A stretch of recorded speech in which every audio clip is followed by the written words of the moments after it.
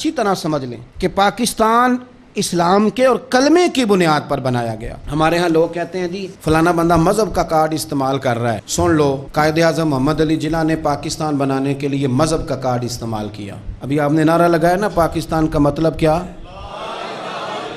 تو یہ مذہب کا کارڈ نہیں، مذہب کا کارڈ استعمال کیا تو پاکستان بنا۔ اب تو نہیں مجھے پتا، مجھے زیادہ موقع نہیں ملتا۔ جب صرف ہم پاکستان ٹیلی ویژن ہی دیکھتے تھے نا، پی ٹی وی، تو جب 14 اگست قریب آتا تھا تو قائد اعظم کے چھوٹے چھوٹے کال ٹی وی پہ آتے تھے، اور وہی کتابوں میں بھی درج ہیں۔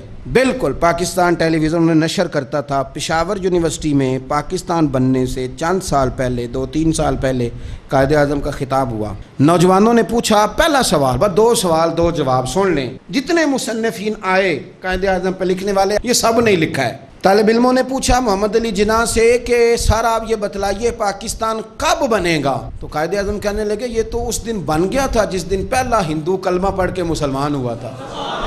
تو بنا ہوا ہے، اب تو صرف ہم نے حد بندی کرنی ہے۔ پاکستان تو بنا ہوا ہے، جس دن پہلے بندے نے کلمہ پڑھا تھا بن گیا تھا۔ اس نے فوراً دوسرا سوال کیا، اس نے کہا یہ بتلائیے دستور، منشور، آئین، پالیسی، فارن پالیسی، خارجہ پالیسی، داخلہ پالیسی، یہ کون سی پاکستان میں آپ نافذ کریں گے؟ تو قائد اعظم کہنے لگے یہ آپ نے عجیب بچوں والا سوال پوچھا ہے، دستور، منشور، پالیسی، خارجہ، داخلہ، اس کا کیا مطلب ہوا؟ کہنے لگے ہم نے کوئی پالیسی نہیں بنانی، پالیسی تو ہمیں مدینے والے رسول نے بنا کے دے دی ہے، ہم نے تو بس وہ نافذ کرنی ہے۔ لیکن یہاں پتہ نہیں لوگ کہاں سو گئے، ان کی زندگی نے وفا نہیں کی، وہ چلے گئے۔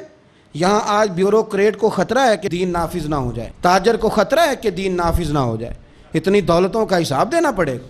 یہاں بہت سارے وڈیروں کو، جاگیرداروں کو خطرہ ہے کہ دین نافذ نہ ہو جائے، چلو مجھے کہہ لینے دو۔ بڑی بڑی گدی والوں کو خطرہ ہے کہ کہیں دین نہ نافذ ہو جائے، پیروں کو خطرہ ہے، مولویوں کو خطرہ ہے، یہ نافذ ہو گیا تو میری پجاروں کا بھی مجھے حساب دینا پڑے گا۔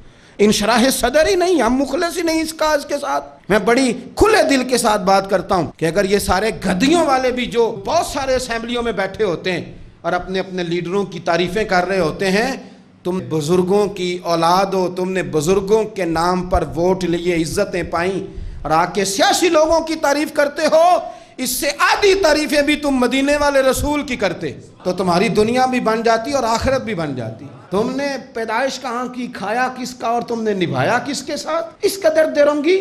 تو پاکستان نظام مصطفیٰ صلی اللہ علیہ وسلم کے لیے بنا ہے، اس میں دین نافذ ہوگا جب اس کے اندر حضور کا بنایا ہوا قانون لاگو ہوگا، جب اس کے اندر وہ سزائیں جو نبی پاک نے بیان کی وہ نافذ ہوں گی۔ آپ دیکھیں نا، حضور نے فرمایا تھا کہ میں وہ نظام لے کے آؤں گا کہ ایک عورت مقام حرا بہت دور تھا مکے سے، فرمایا ایک بی بی اکیلی مقام حرا سے چلے گی، اور وہ مکے آئے گی، مدینے آئے گی، اسے کسی کا ڈر نہیں ہوگا، اکیلی چلے گی۔ ہم تو اپنی جوان بچی اپنے محلے کی گلی میں رات کو اکیلی نہیں بھیج سکتے، حالانکہ بڑے کیمرے، بڑی خفیہ ایجنسیاں، بڑے ادارے، لیکن میرے رسول پاک بظاہر کوئی کیمرہ نہیں، کوئی خفیہ ادارہ نہیں، فرمایا میں وہ نظام لاؤں گا، مقام حرا سے عورت اکیلی چلے گی اور مدینے آئے گی، سوائے اللہ کے کسی کا خطرہ نہیں ہوگا۔ جناب ابو ہریرہ کہتے ہیں میں نے سن لیا تھا، میں منتظر تھا کہ وہ وقت آئے۔ پھر جناب عمر کا زمانہ، ایک بی بی آئی، وہ اونٹ پہ بیٹھی ہے اور اپنی گود میں اس نے گٹھڑی کپڑوں کی رکھی ہے۔ فرماتے ہیں جب مسجد نبی کے باہر اس نے اونٹ بٹھایا، میں نہیں کوئی اور بات کر رہا تھا، پوچھا کہاں سے آئی ہو؟ کہنے لگی مقام حرا سے۔ اکیلی آئی ہو کہ کوئی ساتھ تھا؟ کہنے لگی اکیلی تھی۔ کہا کسی نے کچھ کہا تو نہیں؟ کہنے لگی قربان جاؤں مدینے والے نبی کے نظام پر، کسی نے آنکھ اٹھا کے نہیں دیکھا، روٹی تو پوچھتے رہے، پانی تو پوچھتے رہے، سونے کو جگہ تو دیتے رہے، پر سارے میرے عزت کی، ناموس کے محافظ رہے۔ حضرت ابو ہریرہ کہتے ہیں بی بی اس بندے سے باتیں کر رہی تھی، میری آنکھیں چھم چھم آنسو بہا رہی تھیں، اور میرے زبان سے بار بار نکل رہا تھا اللہم صلی علی محمد وعلی آل محمد صلی اللہ علیہ۔ اور صاحبو یاد رکھو، ابھی تک برادری کا سسٹم ہے، ابھی تک اونچ نیچ ہے، ابھی تک لوگ کہتے ہیں یہ فلانی برادری تو یہ فلانی برادری۔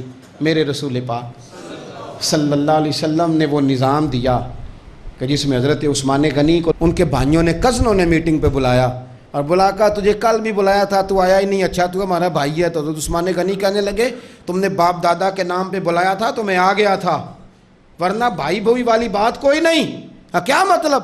فرمانے لگے تم نہیں میرے بھائی، تم میرے نبی کا کلمہ ہی نہیں پڑھتے، میرا بھائی تو وہ بلال ہے جو حبش کا رہنے والا ہے، وہ میرا بھائی ہے اس لیے کہ وہ میرے رسول کا کلمہ پڑھتا ہے۔ یہ ایک برتن میں کھانا کھایا کرتے تھے ابو ذر غفاری اور بلال حبشی، یہ سردار اور یہ غلام ایک برتن میں انہوں نے روٹیاں کھائیں، ایک دوسرے کے ساتھ وقت بتائے، صبحیں اور شامیں ان کی اکٹھی گزریں، میدان جہاد میں اور امن میں یہ اکٹھے رہے، مصطفیٰ کے وصال پر یہ ایک دوسرے کے گلے لگ کے روئے، عشق رسول ان کا سانجا، محبت ان کی سانجی۔